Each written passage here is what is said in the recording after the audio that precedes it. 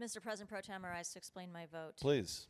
In addition to the excellent comments that my colleagues who are voting no have made, I do want to clarify the concern that the senator from District 3 mentioned when he said that we are stating misinformation as to what this bill does. I am going to quote from the bill, from the language here.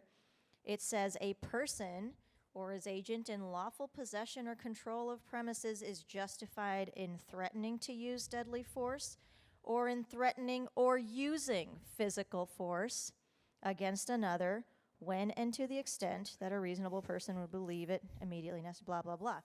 So I understand that the point that the senator from District 3 is making is that there is potentially a distinction between the threatening of deadly force and the threatening or using of physical force.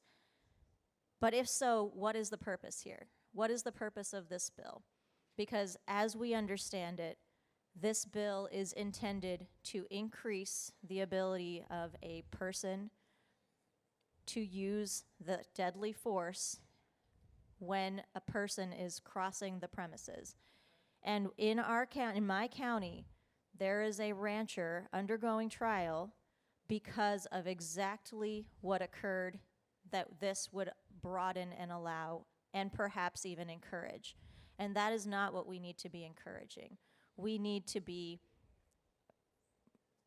making sure that people are not rushing to their guns in order to kill people crossing their premises, whether or not they have a suspicion that they are migrants, whether or not they are just knocking on the door.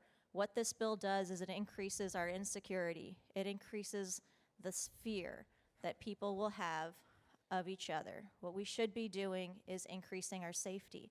We should not be expanding the justifiable use of force in any context for any purpose.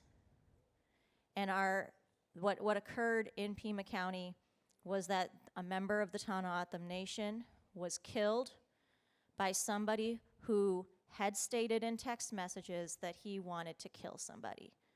And now their family is grieving, and we should not be expanding opportunities for this kind of action to occur. I vote no.